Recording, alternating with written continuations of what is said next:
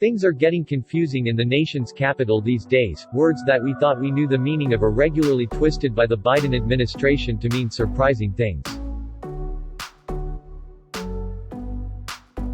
George Orwell referred to this kind of language as doublespeak in his seminal novel 1984.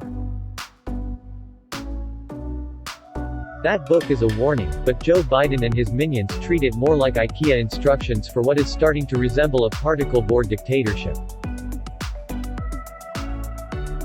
So, for those keeping track, here is a brief glossary of terms minted by our dear leader.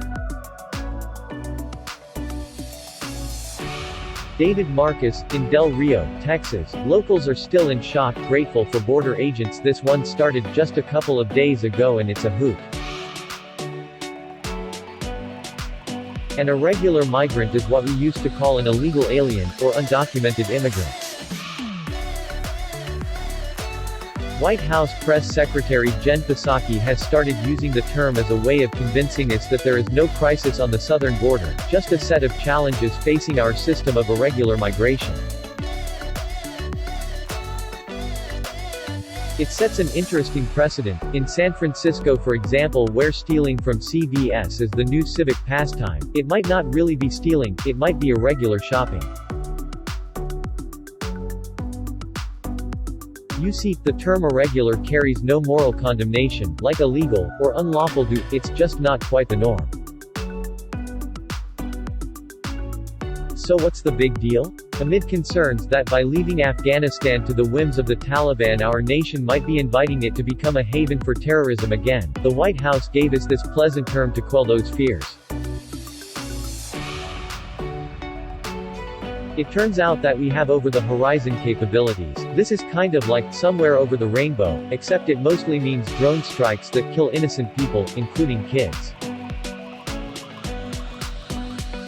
This Biden White House classic is generally employed by Jen Psaki when she has no intention of ever answering a perfectly reasonable question.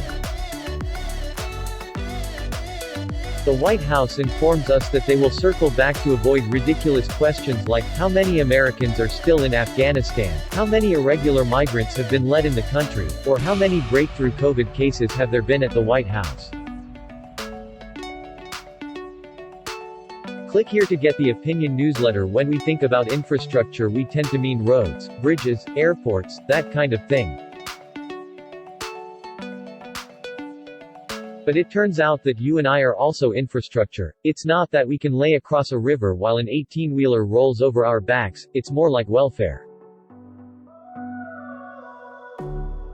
It seems handing out checks to people for doing nothing requires infrastructure, too.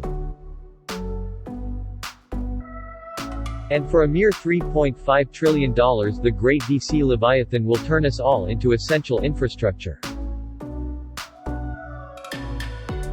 Why get paid to work when you can get paid not to work?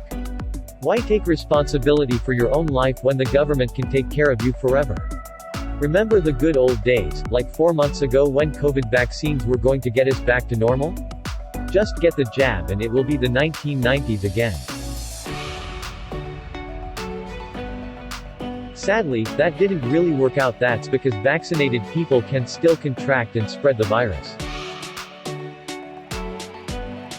And yet, in classic Orwellian fashion, the White House is still peddling this idea that we have a pandemic of the unvaccinated. Click here to get the Fox News app. The great part about this term is that it creates bad guys. We can blame those Trump-loving anti-science rubes ingesting horse medicine for all our problems, while ignoring, of course, low vaccination rates in our urban black communities. It makes everything so simple, and after all, that's really what doublespeak is for.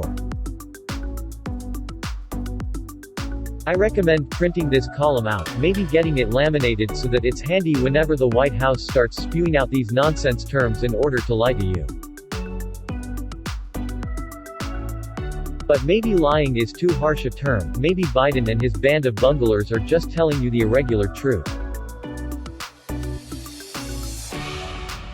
Click here to read more from David Marcus.